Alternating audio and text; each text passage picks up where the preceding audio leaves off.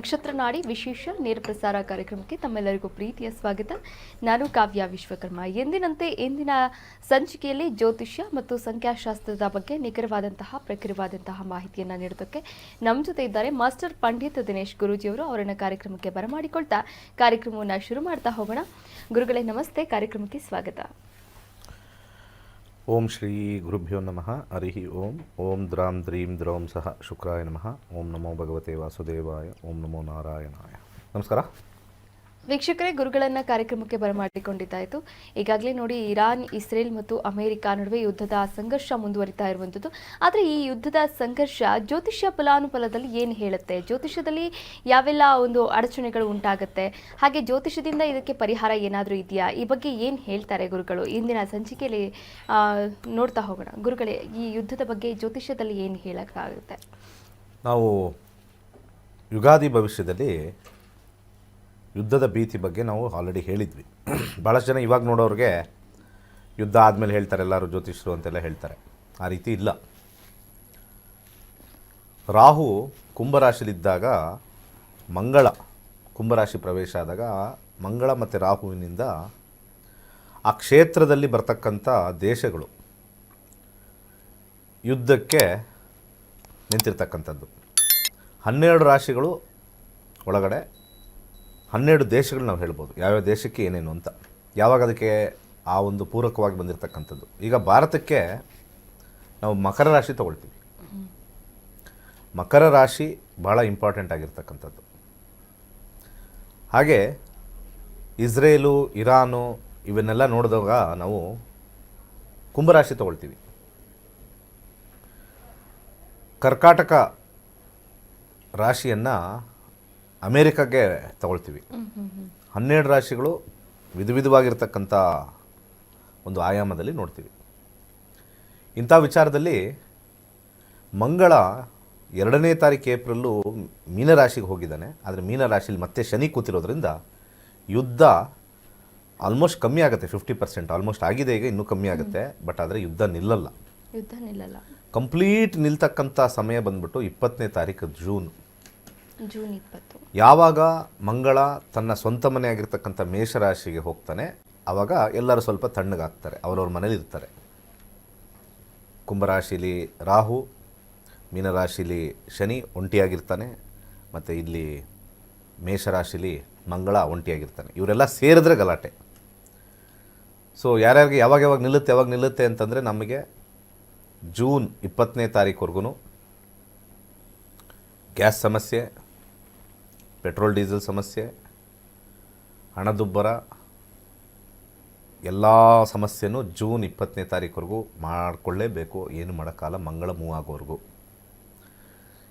ಭಾಳ ಹಿಂದೆ 2019ರಲ್ಲಿ ಕೊರೋನಾ ಬಂದಾಗ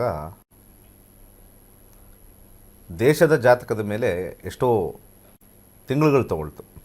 ಅದು ಶನಿ ಮತ್ತು ಕೇತುವಿನ ಕಾಂಬಿನೇಷನಿಂದ. ಯಾಕಂದರೆ ಶನಿ ಕೇತು ಒಟ್ಟಿಗೆ ಅಲ್ಲಿ 20 ತಿಂಗಳ ಕಾಲ ಇತ್ತು ಒಂದೇ ಜಾಗದಲ್ಲಿ. ಯಾಕಂದರೆ ಶನಿ 2 ವರ್ಷ ತೊಗೊಳ್ತಾನೆ, ಕೇತು 20 ತಿಂಗಳು ತೊಗೊಳ್ತಾನೆ. ಸೊ ಯಾರ್ಯಾರು ಕೊರೋನಾ ಬಗ್ಗೆ ಆದಮೇಲೆ ಹೇಳಿದ್ದಾರೆ ಅಂತಂದರೆ ನಮ್ಮ ಯೂಟ್ಯೂಬ್ಗೆ ಹೋಗಿ, ಯೂಟ್ಯೂಬಲ್ಲಿ ಹೋಗ್ತಾ ಪ್ಲೇಲಿಸ್ಟ್ ಅಂತ ಬರುತ್ತೆ, ಪ್ಲೇಲಿಸ್ಟ್ಗೆ ಹೋಗ್ಬಿಟ್ಟು ಕೆಳಗಡೆ ಕೊರೋನಾ ಅಂತ ಹೊಡೀರಿ. 2019 ಏಪ್ರಿಲಲ್ಲಿ ಒಂದು ಭಾಳ ಭಯಾನಕವಾಗಿರ್ತಕ್ಕಂಥ ಕಾಯಿಲೆ ಬರುತ್ತೆ ಅಂತ ಫಸ್ಟ್ ಪ್ರೆಡಿಕ್ಟ್ ಮಾಡಿರೋದು ಕರ್ನಾಟಕದಲ್ಲಿ ನಮ್ಮ ನಕ್ಷತ್ರ ನಾಡಿ ದಿನೇಶ್ ಗುರೂಜಿಯಿಂದ. ಇದನ್ನು ಖಂಡಿತ ಹೋಗಿ ಚೆಕ್ ಮಾಡ್ಕೋಬೋದು. ಎಲ್ಲ ಕಾಯಿಲೆ ಬಂದಮೇಲೆ ಜ್ಯೋತಿಷರು ಎದ್ರು ಅಂತ ಬಡಾಯಿ ಬಂದಂಗೆ ಎಲ್ಲ ಮೆಸೇಜ್ಗಳಾಗ್ತಾರೆ. ಚಾಲೆಂಜ್ ಆಗಿ ಮಾಡ್ತೀನಿ ನಾನು ಹೇಳಿರ್ತಕ್ಕಂಥ ಡೇಟು. ಯಾಕಂದರೆ ಯೂಟ್ಯೂಬಲ್ಲಿ ಏನು ಸುಳ್ಳು ಹೇಳೋಕ್ಕಾಗಲ್ಲ, ಡೇಟ್ ಇರುತ್ತೆ. ನೀವು ಅಲ್ಲಿ ಖಂಡಿತ ಅಲ್ಲಿ ಹೋಗಿ ನೋಡಿ. ಎಲ್ಲರಿಗೂ ಯೂಟ್ಯೂಬ್ ಗೊತ್ತಿರುತ್ತೆ, ನಕ್ಷತ್ರ ನಾಡಿ ಯೂಟ್ಯೂಬ್ ಅಂತ ಹೋಗಿ ಅಲ್ಲಿ ಸ್ವಲ್ಪ ಹೋದರೆ ಪ್ಲೇಲಿಸ್ಟ್ ಅಂತಿರುತ್ತೆ. ಪ್ಲೇಲಿಸ್ಟ್ ಟಚ್ ಮಾಡಿ ಸ್ವಲ್ಪ ಕೆಳಗಡೆ ಹೋದರೆ ಕರೋನಾ ಅಂತ ಬರುತ್ತೆ. ಕರೋನಾ ಭವಿಷ್ಯ ನುಡಿದಿರೋದು ಕರೋನಾ ಅಂತ ಬರುತ್ತೆ. First astrologer to predict corona ಅಂತ ಇರುತ್ತೆ. ಅಲ್ಲಿ ಟಚ್ ಮಾಡಿ ಅಲ್ಲಿ ಕೆಳಗಡೆ ಡೇಟ್ ಇರುತ್ತೆ. ಏಪ್ರಿಲ್ನಲ್ಲಿ ಪ್ರಿಡಿಕ್ಷನ್ ಮಾಡಿದ್ದು ಈ ವರ್ಷ ಒಂದು ಮಹಾಮಾರಿ ಕೊರೋನಾ ಬರುತ್ತೆ ಅಂತ. ಅಕ್ಟೋಬರ್ ನವಂಬರಲ್ಲಿ ಫುಲ್ಲು ದೇಶಾದ್ಯಂತ ಪ್ರಪಂಚಾದ್ಯಂತ ಸ್ಪ್ರೆಡ್ ಆಯಿತು.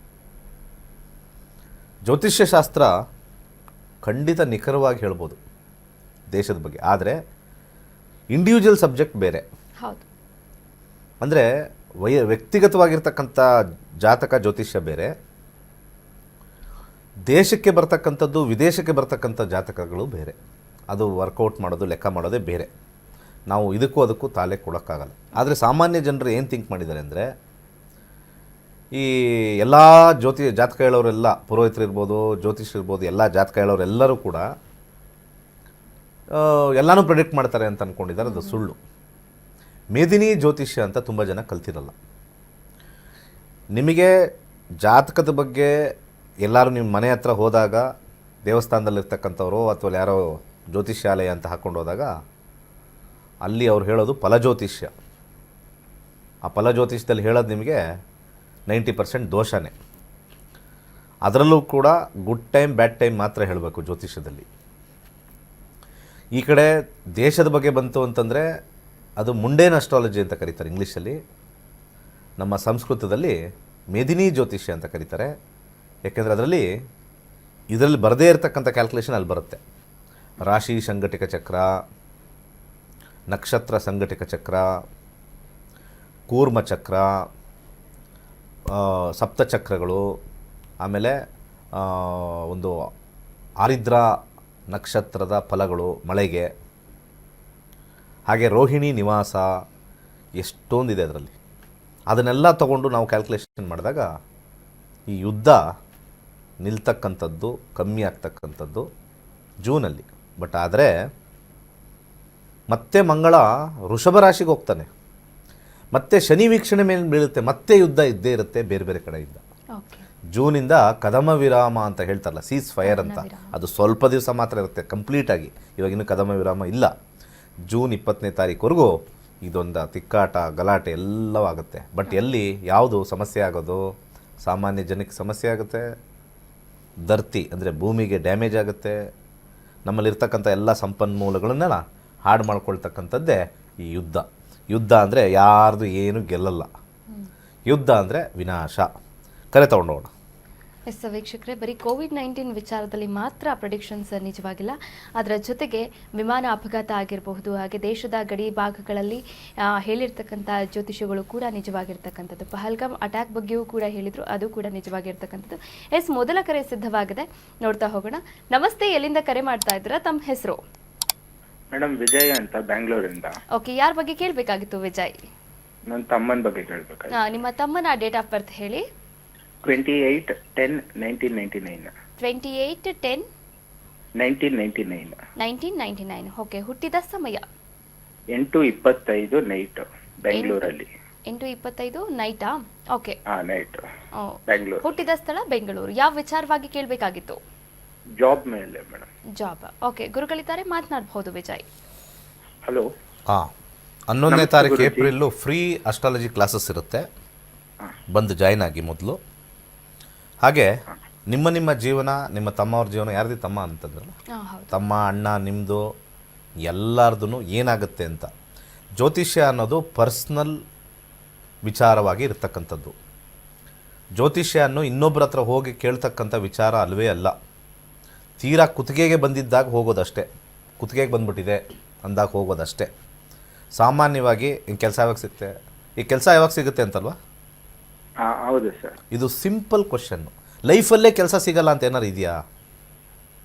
ನಾನು ನಿಮ್ಗೊಂದು ಕ್ವಶನ್ ಕೇಳ್ತಾ ಇದ್ದೆ, ಲೈಫಲ್ಲೇ ಅವ್ರ ಕೆಲಸ ಸಿಗಲ್ಲ ಸರ್ ಇದೆಯಾ? ಇಲ್ಲ. ಅಷ್ಟೇ. ಇದಕ್ಕೆಲ್ಲ ಕುತ್ತಿಗೆಗೆ ಬರೋ ಥರ ಏನಿಲ್ಲ ಅಲ್ವಾ? ಇದು ಒಂದು ಇಂಥದ್ದನ್ನು ನಾವು ನೋಡಿ ಕಲಿತಾಗ ಈಸಿ ಆಗುತ್ತೆ. ಏನು ಓದಿದ್ದಾರೆ ಹೇಳಿ ಫಸ್ಟು? ಸರ್, ಇಂಜಿನಿಯರಿಂಗ್ ಮಾಡಿದ್ದ, ಆಮೇಲೆ ಮಾಡಿದ್ದಾನೆ.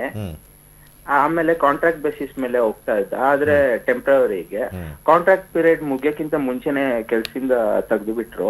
ಅದಕ್ಕೆ ಇವಾಗ ಗವರ್ಮೆಂಟ್ ಜಾಬ್ಗೆ ಓದ್ತಾ ಇದ್ದಾನೆ. ಅದಕ್ಕೆ ಸಿಗುತ್ತಾ ಸಿಗಲ್ವಾ ಅನ್ನೋದು. ಇವಾಗ ಒಂದು 6 months ಇಂದ ಮನೇಲೆ ಕೂತ್ಕೊಂಡು ಪ್ರಿಪೇರ್ ಆಗ್ತಾ ಇದ್ದಾನೆ.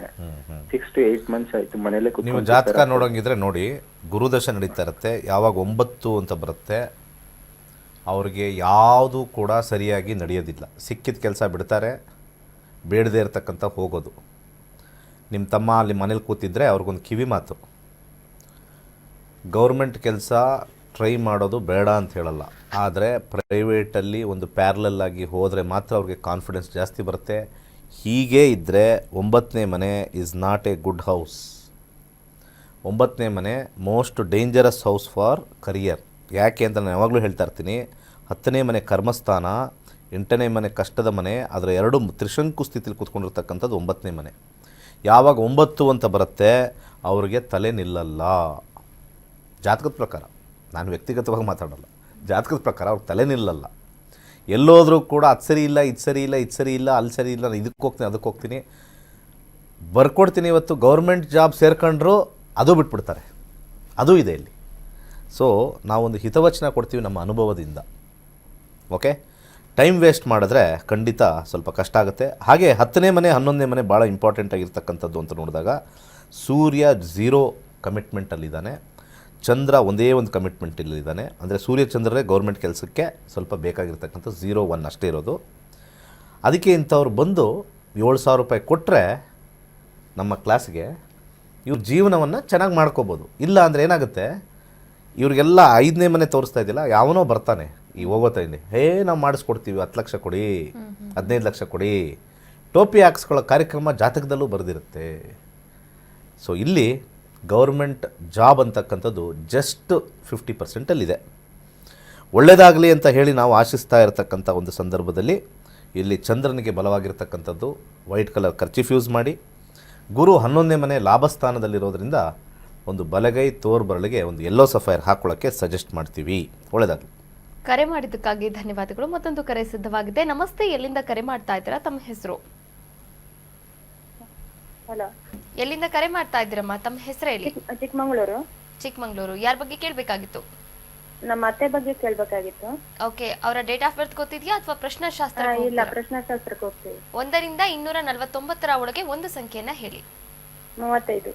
35. ಯಾವ ವಿಚಾರವಾಗಿ ಕೇಳಬೇಕಾಗಿತ್ತಮ್ಮ? ಅವರಿಗೆ ಹುಷಾರಿಲ್ಲ, ಅದೇ ಮೊನ್ನೆ ಹಾಸ್ಪಿಟಲ್ ಅಡ್ಮಿಟ್ ಮಾಡಿದ್ದಾರೆ. ಅದೇ ಏನಾಗಿತ್ತು?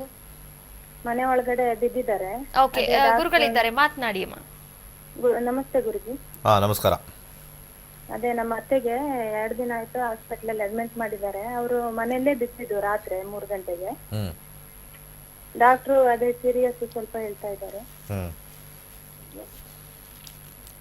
6ನೇ ಮನೆ ಕಾಯಿಲೆ ಬಗ್ಗೆ ತೋರಿಸುತ್ತೆ. ಹೆಲ್ತ್ ಬಗ್ಗೆ ನೋಡೋಣ, ಹೆಲ್ತ್ ಹೇಗಿದೆ ಅಂತ. ಸ್ವಲ್ಪ ಕಷ್ಟ ಅಂತ ಬರ್ತಾ ಇದೆ. ಹೆಲ್ತ್ಗೆ ರೆಡ್ ಕಲರ್ ಕಾಂಬಿನೇಷನ್ ಬರಬಾರ್ದು. ಇಲ್ಲಿ ನಮಗೆ ಕಲರ್ ಕಾಂಬಿನೇಷನಲ್ಲಿ ಹೇಳ್ಬಿಡುತ್ತೆ. ಯಾವಾಗ ಇದು ಗ್ರೀನ್ ಇರುತ್ತೆ ಸ್ವಲ್ಪ ಒಳ್ಳೆಯದು. ರೆಡ್ ಇದ್ದರೆ ಸ್ವಲ್ಪ ಸಮಸ್ಯೆ. ದೀರ್ಘಕಾಲವಾಗಿ ಅವ್ರಿಗೆ ಕ್ರಿಪಲ್ ಅಂತ ಕರಿತೀವಿ, ಅಂದರೆ ಓಡಾಡೋಕ್ಕಾಗದೇ ಇರತಕ್ಕಂಥದ್ದು. ಅರ್ಥ ಆಯ್ತಾ? ಕೇತು 4 ಅಂತ ಬಂದಾಗ ಅದು ಬೆಡ್ ರಿಡನ್ ಅಂತ ನಾವು ಕರಿತೀವಿ. ಅರ್ಥ ಆಯ್ತಾ? ಬೆಡ್ ರಿಡನ್ ಗೊತ್ತಲ್ವಾ? ಹಾಸಿಗೆ ಮೇಲೆ ಹಾಸಿಗೆ ಹಿಡಿಯೋದು ಅಂತಂತಲ್ಲ, ಅದು ತೋರಿಸ್ತಾ ಇದೆ. ಎಲ್ಲಿ ಏಟು ಬಿದ್ದಿದೆ ಅವರಿಗೆ? ಅದೇ ತಲೆಯಲ್ಲಿ ರಕ್ತ ಬ್ಲಡ್ ಇದಾಗಿದೆ ಅಂತ ಹೇಳ್ತಿದ್ದಾರೆ. ಆಯ್ತು, ಇವಾಗ ಮಾತಾಡ್ತಾ ಇಲ್ವಾ? ಮಾತಾಡ್ಲಿಕ್ಕೂ ಬರ್ತಾ ಇಲ್ಲ, ಮಲಗದಲ್ಲೇ ಇಲ್ಲ. ವೆಂಟಿಲೇಷನ್ ಮೇಲೆ ಇದ್ದಾರಾ? ಹೌದು. ಸ್ವಲ್ಪ ಕಷ್ಟ ಅಂತ ಬರ್ತಾ ಇದೆ. ಇಲ್ಲಿ ನಮಗೆ 5ನೇ ಮನೆ 9ನೇ ಮನೆ ಬರಬೇಕು, ಬಂದಿಲ್ಲ, ಸ್ವಲ್ಪ ಕಷ್ಟ. ಒಳ್ಳೆಯದಾಗ್ತದೆ. ಕರೆ ಮಾಡಿದ್ದಕ್ಕಾಗಿ ಧನ್ಯವಾದಗಳು. ವೀಕ್ಷಕರೇ, ನೀವು ಕೂಡ ಕರೆ ಮಾಡಬಹುದಾಗಿದೆ. ಜ್ಯೋತಿಷ್ಯ ಕಲಿಯುವಂತಹ ಆಸಕ್ತಿ ನಿಮ್ಮಲ್ಲಿತ್ತು ಅಂದರೆ ನೀವು ಮಾಡಬೇಕಾಗಿರೋದಷ್ಟೇ, ಸ್ಕ್ರೀನ್ ಮೇಲೆ ಕಾಣಿಸ್ತಾ ಇರುವಂತಹ ನಂಬರ್ಗೆ ಕರೆ ಮಾಡಬಹುದಾಗಿದೆ. ಈವಾಗಲೇ ಜ್ಯೋತಿಷ್ಯಕ್ಕೆ ಕೂಡ ರಿಜಿಸ್ಟರ್ ಆಗಿ ಮನೆಯಿಂದಲೇ ಜ್ಯೋತಿಷ್ಯವನ್ನು ಕಲಿಯಬಹುದಾಗಿದೆ. ಏಪ್ರಿಲ್ 11ನೇ ತಾರೀಕು ಒಂದು ಉಚಿತವಾದಂತಹ ಕ್ಲಾಸನ್ನು ನಡೆಸ್ತಾ ಇದ್ದಾರೆ. ಈ ಒಂದು ಕ್ಲಾಸ್ಗೆ ನೀವೆಲ್ಲರೂ ಕೂಡ ಅಟೆಂಡ್ ಆಗಬಹುದು. ಕ್ಲಾಸನ್ನು ಕೂಡ ಅಟೆಂಡ್ ಆಗಿ, ಅಂದರೆ ಜ್ಯೋತಿಷ್ಯದ ಫಲಾನುಫಲಗಳು ಏನಿದೆ, ಜ್ಯೋತಿಷ್ಯದ ಬಗ್ಗೆ ಯಾವೆಲ್ಲ ಮಾಹಿತಿಗಳನ್ನು ನೀಡ್ತಾರೆ, ಯಾವೆಲ್ಲ ವಿಚಾರಗಳನ್ನು ಕಲಿಬಹುದು, ಇದರ ಬಗ್ಗೆಯೂ ಕೂಡ ಮಾಹಿತಿಯನ್ನು ನೀಡಲಾಗುತ್ತೆ. ಹಾಗೆ ಏಪ್ರಿಲ್ 20ನೇ ತಾರೀಕು 112ನೇ ಜ್ಯೋತಿಷ್ಯ ಆನ್ಲೈನ್ ಕ್ಲಾಸಸ್ ಬ್ಯಾಚ್ ಕೂಡ ಆರಂಭವಾಗ್ತಾ ಇದೆ. ಇದಕ್ಕೂ ಕೂಡ ರಿಜಿಸ್ಟರ್ ಆಗಬಹುದಾಗಿದೆ. ಮತ್ತೊಂದು ಕರೆ ಸಿದ್ಧವಾಗಿದೆ, ಮಾತನಾಡ್ತಾ ಹೋಗೋಣ. ನಮಸ್ತೆ, ಎಲ್ಲಿಂದ ಕರೆ ಮಾಡ್ತಾ ಇದ್ದೀರಾ? ತಮ್ಮ ಹೆಸರು? ಗುರುಜಿ ಹತ್ರ ಮಾತಾಡ್ಬೇಕಿತ್ತು. ಗುರುಜಿ ಅವ್ರ ಹತ್ರನೇ ಮಾತನಾಡಬಹುದಮ್ಮ. ಯಾರ ಬಗ್ಗೆ ಕೇಳಬೇಕಾಗಿತ್ತೆ ಹೇಳಿ. ನಮ್ಮ ಬಗ್ಗೆನೇ. ಓಕೆ, ನಿಮ್ಮ ಡೇಟ್ ಆಫ್ ಬರ್ತ್ ಹೇಳ್ತೀರಾ? 27/1900. ಟಿವಿ ವಾಲ್ಯೂಮ್ ಕಡಿಮೆ ಮಾಡಿ, ಇಲ್ಲ ಅಂತಂದ್ರೆ ಮನೆಯಿಂದ ಹೊರಗಡೆ ಬಂದ್ಬಿಟ್ಟು ಮಾತಾಡಿ. ಸರಿ. ಹೊರಗಡೆ ಬನ್ನಿಮ್ಮ. ಹಾ ಆಯ್ತು ಮೇಡಮ್. ಟಿವಿ ವಾಲ್ಯೂಮ್ ಕಡಿಮೆ ಮಾಡಿ. ಟಿವಿ ವಾಲ್ಯೂಮ್ ನಾನ್ ಮಾತಾಡ್ತಾ ಇರೋದು ನನಗೆ ಕೇಳಿಸ್ತಾ ಇದೆ. ಸರಿ ಸರಿ ಆಯ್ತು ಮೇಡಮ್. ಹೊರಗಡೆ ಓಕೆ, ಯಾವ ವಿಚಾರವಾಗಿ ಕೇಳಬೇಕಾಗಿತ್ತು? ಆರೋಗ್ಯ ಬಗ್ಗೆ. Date of birth date of birth ಹೇಳಿ. 27/1970. 27/1970. ಹುಟ್ಟಿದ ಸಮಯ? ಹುಟ್ಟಿದ ಸಮಯ ಗೊತ್ತಿಲ್ಲ ಸರ್. ಹಾಗಾದ್ರೆ 1ರಿಂದ 249 ಒಳಗೆ ಒಂದು ನಾನು ಸಂಖ್ಯೆ. ಒಂದು ಪ್ರಶ್ನೆ ಕೇಳಬೇಕು ಅಂತ ನಿಮ್ಮನ್ನ. ಯಾರ ಕಾರ್ಯಕ್ರಮ ಡೈಲಿ ನೋಡ್ತೀರಾ? 9 ಗುರುಜಿ. ಅಲ್ಲಮ್ಮ, ಯಾರ ಕಾರ್ಯಕ್ರಮ ನೀವು ಡೈಲಿ ನೋಡ್ತೀರಾ? ಇರೋ ಬರೋ ಜ್ಯೋತಿಷ್ಯ ಕಾರ್ಯಕ್ರಮ ಎಲ್ಲ ನೋಡ್ತೀರಾ? ಹ್ಞೂ. ಅಂದ್ರೆ ಎಲ್ಲೆಲ್ಲಿ ಯಾವ್ಯಾವ ಟಿವಿಲಿ ಬರ್ತಾರೆ ಎಲ್ಲ ಆನ್ ಮಾಡ್ತೀರಾ? ಇಲ್ಲ ಗುರುಜಿ. ನಮ್ದೇ ನೋಡಂಗಿದ್ರೆ ನಾನು ಸುಳ್ಳು ಹೇಳ್ತಾ ಇದ್ದೀರಾ ಅಂತ ಹೇಳ್ತೀನಿ. ನಿಮ್ಗೆ ವಯಸ್ಸಾಗಿರ್ಬೋದು, ಸುಳ್ಳು ಹೇಳ್ತಾ ಇದ್ದೀರಾ ನಿಮ್ಮ ಬಾಯಲ್ಲಿ. ನಿಮ್ಮನ್ನ ನೋಡ್ತೀನಿ. ಯಾರು ಡೇಟ್ ಆಫ್ ಬರ್ತ್ ಇಲ್ಲ, ಟೈಮ್ ಆಫ್ ಬರ್ತ್ ಇಲ್ಲ, ಪ್ರಶ್ನಾಶಾಸ್ತ್ರಕ್ಕೆ ಹೋಗಬೇಕು, ಟೈಮ್ ಇಲ್ಲದೆ ಹೇಳೋಕ್ಕಾಗಲ್ಲ ಅಂತ ಬಡ್ಕೋತಾ ಇರ್ತೀನಿ. ನಮ್ಮ ಪ್ರೋಗ್ರಾಮ್ ನೀವು ನೋಡಿಲ್ಲ. ಎಲ್ಲಿ ಜ್ಯೋತಿಷರು ಬರ್ತಾರೆ, ಎಲ್ಲಿ ನಾಮ ಹಾಕ್ತಾರೆ, ಎಲ್ಲಿ ವಿಭೂತಿ ಹಾಕ್ತಾರೆ, ಎಲ್ಲಿ ಮೋಸ ಮಾಡ್ತಾರೆ, ಅದನ್ನು ನೋಡ್ತಾ ಕೂತಿರ್ತೀರಾ. ಜ್ಯೋತಿಷ್ಯ ಕಲೀರಿ. 7,000 ರೂಪಾಯಿ ನಿಮಗೇನು ದೊಡ್ಡದಲ್ಲ. ಅರ್ಥ ಆಯ್ತಾ? ಜೀವನದಲ್ಲಿ 50 ವರ್ಷ ಆಗಿಬಿಟ್ರೆ ಏನಿಲ್ಲ, 75 ಬಂದು ಕಲ್ತಿದ್ದಾರೆ. ಜೀವನದಲ್ಲಿ ಒಂದು ಟೈಮ್ ಪಾಸು ಆಗುತ್ತೆ. ಮಕ್ಕಳದು ಮರಿ ಮಕ್ಕಳದು ಎಲ್ಲ ನೋಡ್ಬೋದು. ಅರ್ಥ ಆಯ್ತಾ? 7,000 ರೂಪಾಯಿ ಏನು ದೊಡ್ಡದಲ್ಲ. ದೇವಸ್ಥಾನಕ್ಕೆ ಹೋಗುತ್ತೆ. 7,000 ರೂಪಾಯಿ ಹಾಕಿದ್ರೆ ನಮ್ಮ ದೇವಸ್ಥಾನ ಕಟ್ತಾ ಇದೀವಿ, ಅಲ್ಲಿಗೆ ಹೋಗುತ್ತೆ. ಬಂದು ಕಲೀರಿ. ಪ್ರಶ್ನಾಶಾಸ್ತ್ರ 1ರಿಂದ 249 ಹೇಳಿ. ನಮ್ದು ನಿಮ್ದು ವಯಸ್ಸು ಒಂದೇ ಗೊತ್ತಾ? ನಮ್ದು ನಿಮ್ದು ವಯಸ್ಸು ಒಂದೇ. 9 ಗುರುಜಿ. 9. ಏನು ಪ್ರಶ್ನೆ ಐತೆ ಹೇಳಿ ಬೇಗ, ಟೈಮ್ ವೇಸ್ಟ್ ಮಾಡಬೇಡಿ. ಆರೋಗ್ಯ. ಓಕೆ, ನಮ್ದು ನಿಮ್ದು ವಯಸ್ಸು ಒಂದೇ ಅಂತಂದರೆ ಆರೋಗ್ಯ ಕೇಳ್ತಾರೆ. 12 ಶುಕ್ರನಲ್ಲಿ 12 ಬಂದಿದೆ. ಸ್ವಲ್ಪ ಶುಗರ್ ತಿನ್ನೋದು ಕಮ್ಮಿ ಮಾಡಿ. ಸಕ್ಕರೆ ಹಾಕೋಬೇಡಿ. ಬೆಲ್ಲ ಯೂಸ್ ಮಾಡಿ. ಮಂಗಳ 11, 3, 9, 11 ಹೆಲ್ತಲ್ಲಿ ಮೇಜರ್ ಪ್ರಾಬ್ಲಮ್ ಇಲ್ಲ ಅಂತ ಬರ್ತಾ ಇದೆ. ನೀವು ಸುಮ್ಮನೆ ಏನೋ ಕೇಳ್ತಾ ಇದ್ದೀರಾ. ಓಡಾಡಿ, ಜಾಸ್ತಿ ಎಕ್ಸಸೈಸ್ ಮಾಡಿ, ಚೆನ್ನಾಗಿ ಆ್ಯಕ್ಟಿವ್ ಇರಿ, ಬ್ಲಡ್ ಸರ್ಕ್ಯುಲೇಷನ್ ಇರಲಿ. 100% ಇಲ್ಲಿ ಜಾತಕದಲ್ಲಿ ಮೇಜರ್ ಜ್ಯೋತಿಷದಿಂದ ಏನು ಪ್ರಾಬ್ಲಮ್ ಇಲ್ಲ, ಲೈಫ್ ಸ್ಟೈಲಿಂದ ಬಂದ್ಬಿಡುತ್ತದೆ. ಲೈಫ್ ಸ್ಟೈಲ್ ಪ್ರಾಬ್ಲಮ್ಮು ಜಾತಕದಲ್ಲಿ ಬರೋಲ್ಲ. ನಾವು ಜ್ಯೋತಿಷದಲ್ಲಿ ಹಿಂದಿನ ಜನ್ಮದಿಂದ ಬಂದಿದ್ದರೆ ಅದು 8, 12 ಅಂತ ತೋರಿಸ್ಬಿಡುತ್ತೆ. ಲೈಫ್ ಸ್ಟೈಲಿಂದ ಬಂತು ಅಂತಂದರೆ ಇದು ನಾರ್ಮಲಾಗಿ ತೋರಿಸುತ್ತೆ. ಒಳ್ಳೆಯದಾಗಲಿ. ಕರೆ ಮಾಡಿದ್ದಕ್ಕಾಗಿ ಧನ್ಯವಾದಗಳು. ವೀಕ್ಷಕರೇ, ಜ್ಯೋತಿಷ್ಯವನ್ನ ಕಲಿಬೇಕು ಎನ್ನುವಂತಹ ಆಸಕ್ತಿ ನಿಮ್ಮಲ್ಲಿತ್ತು ಅಂತಂದ್ರೆ ಸ್ಕ್ರೀನ್ ಮೇಲೆ ಕಾಣಿಸ್ತಾ ಇರುವಂತಹ ನಂಬರ್ಗೆ ನೀವು ಕರೆ ಮಾಡಬಹುದಾಗಿದೆ. ಸಂಪೂರ್ಣವಾದಂತಹ ಮಾಹಿತಿಯನ್ನು ಕೂಡ ಪಡೆದುಕೊಳ್ಳಬಹುದಾಗಿದೆ. ಅದಕ್ಕಿಂತ ಮೊದಲು ಒಂದು ಸ್ಪೆಷಲ್ ವಿಡಿಯೋ ಕೂಡ ಇದೆ. ಜ್ಯೋತಿಷ್ಯವನ್ನ ಹೇಗೆ ಕಲಿಯೋದು, ಹಾಗೆ ಜ್ಯೋತಿಷ್ಯದಲ್ಲಿ ಏನೇನೆಲ್ಲ ಕಲಿಸ್ತಾರೆ, ಈ ವಿಚಾರಕ್ಕೆ ಸಂಬಂಧಪಟ್ಟಂತೆ ಒಂದು ಸ್ಪೆಷಲ್ ವಿಡಿಯೋ ಇದೆ, ನೋಡ್ಕೊಂಡು ಬರೋಣ.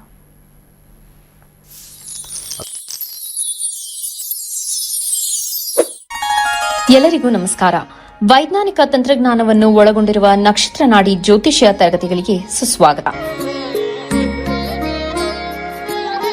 ಈ ತರಗತಿಗಳಲ್ಲಿ ಪಂಡಿತ್ ದಿನೇಶ್ ಗುರೂಜಿ ಅವರು ಕಲಿಸಿಕೊಡುವ ವಿಚಾರಗಳೆಂದರೆ ನಮ್ಮ ಬ್ರಹ್ಮಾಂಡದ ಸೃಷ್ಟಿ, ವಿಷ್ಣುವಿನ ದಶಾವತಾರಗಳಲ್ಲಿ ವೈಜ್ಞಾನಿಕ ಆಧಾರ, 4 ಯುಗಗಳು, ಉತ್ತರ ಧ್ರುವದ ಪ್ರಾಮುಖ್ಯತೆ, ನಕ್ಷತ್ರಗಳು, ರಾಶಿಗಳು, ರಾಹು ಮತ್ತು ಕೇತು ಪುರಾಣ, ರಾಶಿ ಚಕ್ರದಲ್ಲಿ 27 ನಕ್ಷತ್ರಗಳ ಸ್ಥಾನ, ರಾಶಿ ಚಕ್ರದ ಡಿಗ್ರಿ ಲೆಕ್ಕಾಚಾರ, ನಕ್ಷತ್ರದ 108 ಪಾದಗಳು, ದಶಾ ಲೆಕ್ಕಾಚಾರ, ರಾಶಿ ಚಕ್ರದ ಗುಣಲಕ್ಷಣಗಳು, ಲಗ್ನದ ಪ್ರಾಮುಖ್ಯತೆ, ಲಗ್ನ ಲೆಕ್ಕಾಚಾರ, ದಿನಗಳಲ್ಲಿ ಲಗ್ನವನ್ನು ಕಂಡುಹಿಡಿಯುವ ಸರಳ ಲೆಕ್ಕಾಚಾರ, ಲಗ್ನದಿಂದ ವಿವಿಧ ಮನೆಗಳಲ್ಲಿನ ಗ್ರಹಗಳು, ನಕ್ಷತ್ರ ನಾಡಿ ತತ್ವಗಳು, ಗ್ರಹಾಧಿಪತಿ, ನಕ್ಷತ್ರಾಧಿಪತಿ, ಉಪ ನಕ್ಷತ್ರಾಧಿಪತಿ ಲೆಕ್ಕಾಚಾರ, ಪ್ರಶ್ನಾಶಾಸ್ತ್ರದ ಮುಖೇನ 249 ವಿಭಾಗಗಳ ಲೆಕ್ಕಾಚಾರ, ವಿಶ್ಲೇಷಣೆಯಲ್ಲಿ ದಶಾ, ಭುಕ್ತಿ, ಅಂತರ್ಭುಕ್ತಿಯ ಅರ್ಥ, ಜಾತಕದಲ್ಲಿ, ಶಿಕ್ಷಣದಲ್ಲಿ ಆಯ್ದುಕೊಳ್ಳಬಹುದಾದ ಕೋರ್ಸ್, ಪಡೆಯಬಹುದಾದ ಶೇಕಡವಾರು ಯಶಸ್ಸು,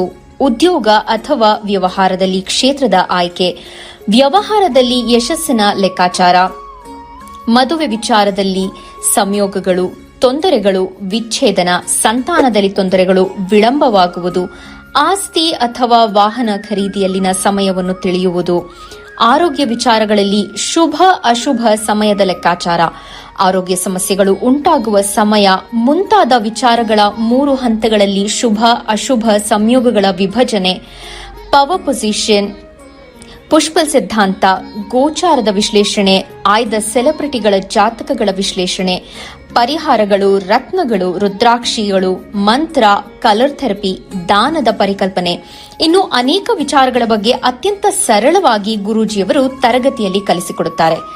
ಈ ತರಗತಿ ಜೊತೆಗೆ ಅತ್ಯಾಧುನಿಕ ತಂತ್ರಜ್ಞಾನದಿಂದ ಬಳಕೆಯಲ್ಲಿರುವ ಗೋಲ್ಡ್ ಟ್ರೀ ಆಸ್ಟ್ರೋ ಆಪ್ ಮೂಲಕ ಜಾತಕವನ್ನು ಪರಿಶೀಲಿಸುವ ಸುಲಭವಾದ ತಂತ್ರಗಳನ್ನು ಗುರೂಜಿಯವರು ತಿಳಿಸಿಕೊಡುತ್ತಾರೆ. ಜೀವನಕ್ಕೆ ಅತ್ಯಗತ್ಯವಾಗಿರುವ ವಿಚಾರಗಳನ್ನು ತಿಳಿಯಲು ಇಂದೇ ಈ ನಕ್ಷತ್ರ ನಾಡಿ ತರಗತಿಯನ್ನು ಸೇರಿ ನಿಮ್ಮ ಜೀವನದ ವಿಚಾರಗಳಿಗೆ ಮಾರ್ಗದರ್ಶಕವಾಗಿರುವ ಜ್ಯೋತಿಷ್ಯವನ್ನು ಅಳವಡಿಸಿಕೊಳ್ಳಿ. ಹೆಚ್ಚಿನ ಮಾಹಿತಿಗೆ ಇಂದೇ ನಮ್ಮ ನಕ್ಷತ್ರ ನಾಡಿಯನ್ನು ಸಂಪರ್ಕಿಸಿ. ಧನ್ಯವಾದಗಳು. ಕೈಲಾಶ್ ಯಂತ್ರವು ಪುರಾತನವಾದ, ಪ್ರಾಚೀನವಾದ, ಅತ್ಯಂತ ಶಕ್ತಿಶಾಲಿಯಾದ ಯಂತ್ರವಾಗಿದೆ. ಸುಮಾರು 800ರಿಂದ 1000 ವರ್ಷಗಳ ಹಿಂದೆ ಹಲವಾರು ಸಂಯೋಗಗಳಿಂದ ರಚಿಸಲ್ಪಟ್ಟಿರುವ ವಿಶೇಷವಾದ ಯಂತ್ರವೇ ಈ ಕೈಲಾಶ್ ಯಂತ್ರ. ಈ ಕೈಲಾಶ್ ಯಂತ್ರದ ಮಧ್ಯ ಭಾಗದಲ್ಲಿ ಬರುವಂತಹ ಕೋರ್ ಭಾಗದಲ್ಲಿರುವಂತಹ ಸಂಖ್ಯಾಶಾಸ್ತ್ರದ ಲೋಶೋ ಗ್ರಿಡ್, ಈ ಕೋರ್ ಸುತ್ತ ಬರುವಂತಹ 12 ಪ್ರಾಣಿಗಳು ಚೀನಿ ವಿಶೇಷ ಪ್ರಾಣಿಗಳು, ಅನಿಮಲ್ ಸ್ಪಿರಿಟ್ ಅನ್ನು ಸೂಚಿಸುತ್ತದೆ. ಅದರ ಸುತ್ತ ಇರುವಂತಹ ವಿಶೇಷವಾಗಿರುವಂತಹ ಮಂತ್ರ, ಅದರ ಸುತ್ತ 4 ಅಂಶಗಳಾದ ಓಂ, ಸ್ವಸ್ತಿಕ್, ತ್ರಿಶೂಲದ ಶಿವನ ಅಂಶದಿಂದ ದಿಗ್ಬಂಧನವಾಗಿದೆ. ಈ ಕೈಲಾಶ್ ಯಂತ್ರದಲ್ಲಿ ಬರುವಂತಹ ಮಂತ್ರವನ್ನು ಪ್ರತಿ ಸೋಮವಾರ 108 ಬಾರಿ ಜಪಿಸುವುದರಿಂದ ಮತ್ತು ಕೆಂಪು ಹೂಗಳಿಂದ ಪೂಜಿಸುವುದರಿಂದ ಹೆಚ್ಚಿನ ಧನಾತ್ಮಕ ಶಕ್ತಿಯನ್ನು ಪಡೆಯುವುದರ ಜೊತೆಗೆ ಜೀವನದಲ್ಲಿ ನೆಮ್ಮದಿ, ಹಣಕಾಸು, ಆರೋಗ್ಯ, ವಿದ್ಯಾಭ್ಯಾಸದಲ್ಲಿ ಯಶಸ್ಸನ್ನು ಗಳಿಸಬಹುದಾಗಿದೆ. ಈ ಯಂತ್ರಕ್ಕಾಗಿ ಇಂದೇ ನಮ್ಮ ನಕ್ಷತ್ರ ನಾಡಿ ತಂಡವನ್ನು ಸಂಪರ್ಕಿಸಿ. ಧನ್ಯವಾದಗಳು. ವೀಕ್ಷಕರೇ, ನೀವು ಕೂಡ ಕೈಲಾಶ್ ಯಂತ್ರವನ್ನ ತೆಗೆದುಕೊಳ್ಳಬಹುದಾಗಿದೆ, ಹಾಗೆ ಪೂಜಿಸಬಹುದಾಗಿದೆ. ಮತ್ತೊಂದು ಕರೆ ಸಿದ್ಧವಾಗಿದೆ. ನಮಸ್ತೆ, ಎಲ್ಲಿಂದ ಕರೆ ಮಾಡ್ತಾ ಇದ್ದೀರಾ? ತಮ್ಮ ಹೆಸರು? ನಾವು ಗೀತಾ, ಚಿತ್ರದುರ್ಗದಿಂದ ಮೇಡಮ್. ಓಕೆ, ಯಾರ ಬಗ್ಗೆ ಕೇಳಬೇಕಾಗಿತ್ತು? ನಮ್ಮ ಮಗನ ಬಗ್ಗೆ ಕೇಳಬೇಕಾಯ್ತು. ಮಗನ ಡೇಟ್ ಆಫ್ ಬರ್ತ್ ಹೇಳಿ ಮಾ. 11/9/2005. 11/9/2005. ಓಕೆ, ಹುಟ್ಟಿದ ಸಮಯ? ಹುಟ್ಟಿದ ಸಮಯ 1:45 ಮಧ್ಯಾಹ್ನ. 1:45 ಮಧ್ಯಾಹ್ನ. ಹುಟ್ಟಿದ ಸ್ಥಳ? ಚಿತ್ರದುರ್ಗ. ಚಿತ್ರದುರ್ಗ. ಓಕೆ, ಯಾವ ವಿಚಾರವಾಗಿ ಕೇಳಬೇಕಾಗಿತ್ತಮ್ಮ? ಅವ ಯಾವ ಕೆಲಸದಲ್ಲಿ ಮುಂದುವರಿಬೇಕು ಅಂತ ಕೇಳ್ತಾ ಇದ್ದೀನಿ. ಗುರುಗಳಿದ್ದಾರೆ, ಮಾತನಾಡಬಹುದು. ನಮಸ್ತೆ ಗುರುಜಿ. ನಮಸ್ಕಾರ. ಯಾವ್ದು ತಗೊಂಡಿದ್ದಾರೆ ಡಿಗ್ರಿ? ಡಿಗ್ರಿ ಆಯ್ತು, ಕಂಪ್ಲೀಟ್ ಆಯ್ತು. ಯಾವ್ದು ತಗೊಂಡಿದ್ದಾರೆ ಅಂತ ಕೇಳಿದ್ದು. ಮತ್ತೆ ಯಾರು ತಗೊಂಡಿದ್ದಾರೆ ಅಂತ?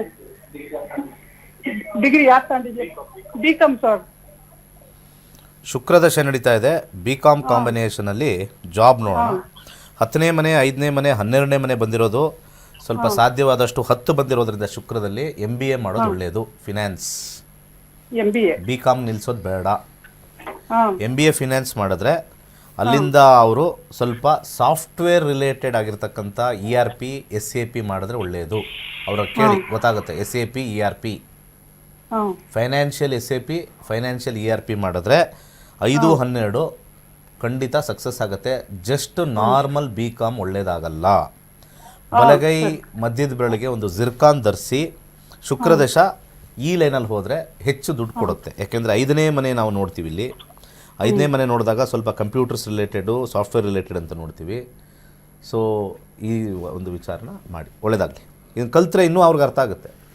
ಕರೆ ಮಾಡಿದ್ದಕ್ಕಾಗಿ ಧನ್ಯವಾದಗಳು. ನಿಮ್ಮ ಭವಿಷ್ಯ ಉಜ್ವಲವಾಗಿರ್ಬೇಕಾ? ನಿಮ್ಮ ಭವಿಷ್ಯದ ಬಗ್ಗೆ ನೀವೇ ತಿಳ್ಕೊಬೇಕಾ? ಹಾಗಾದ್ರೆ ಜ್ಯೋತಿಷ್ಯವನ್ನ ಕಲೀರಿ ಅಂತ ಹೇಳ್ತಾ ಮತ್ತೊಂದು ಕರೆ ಸಿದ್ಧವಾಗಿದೆ, ಮಾತನಾಡ್ತಾ ಹೋಗೋಣ. ನಮಸ್ತೆ, ಎಲ್ಲಿಂದ ಕರೆ ಮಾಡಿದ್ದೀರಾ? ತಮ್ಮ ಹೆಸರು? ನಮಸ್ತೆ ಮಾ, ಎಲ್ಲಿಂದ ಕರೆ ಮಾಡಿದ್ದೀರಾ? ತಮ್ಮ ಹೆಸರು ಹೇಳಿ. ಬಳ್ಳಾರಿ ಪಕ್ಕ ಕೊಳಗಲ್ಲು. ದಯವಿಟ್ಟು ಟಿವಿ ವಾಲ್ಯೂಮ್ ಕಡಿಮೆ ಮಾಡಿ ಸರ್, ಅಥವಾ ಮನೆಯಿಂದ ಹೊರಗಡೆ ಬಂದ್ಬಿಟ್ಟು ಮಾತನಾಡಿ. ಹಲೋ ಸರ್, ಹೊರಗಡೆ ಬಂದು ಮಾತಾಡಿ ಅಥವಾ ಟಿವಿ ವಾಲ್ಯೂಮ್ ಕಡಿಮೆ ಮಾಡಿ. ಆಯ್ತು. ಯಾರ ಬಗ್ಗೆ ಕೇಳಬೇಕಾಗಿತ್ತು ಹೇಳಿ. ನನ್ನ ಮಗಳ ಬಗ್ಗೆ ಕೇಳಬೇಕಾಯ್ತು ಮೇಡಮ್. ಓಕೆ, ಮಗಳ ಡೇಟ್ ಆಫ್ ಬರ್ತ್ ಹೇಳಿ. ಮಗಳ ಡೇಟ್ ಆಫ್ ಬರ್ತ್? ಹೌದು. 2000 6ನೇ ತಿಂಗಳು 26ನೇ ತಾರೀಕು. 6ನೇ ತಿಂಗಳು 26ನೇ ತಾರೀಕು. ಓಕೆ, ಹುಟ್ಟಿದ ಸಮಯ? ಹುಟ್ಟಿದ ಸಮಯ ರಾತ್ರಿ 9 ಗಂಟೆ. ರಾತ್ರಿ 9 ಗಂಟೆ. ಹುಟ್ಟಿದ ಸ್ಥಳ? ಹುಟ್ಟಿದ ಸ್ಥಳ ಕೊಳಗಲ್ಲು. ಯಾವುದು? ಕೊಳಗಲ್ಲು ಅಲ್ಲ, ಯಾವ ಡಿಸ್ಟಿಕ್ ಬರುತ್ತೆ ಹೇಳಿ. ಬಳ್ಳಾರಿ. ಬಳ್ಳಾರಿ ಡಿಸ್ಟಿಕ್. ಓಕೆ, ಯಾವ ವಿಚಾರವಾಗಿ ಕೇಳಬೇಕಾಗಿತ್ತು ಸರ್?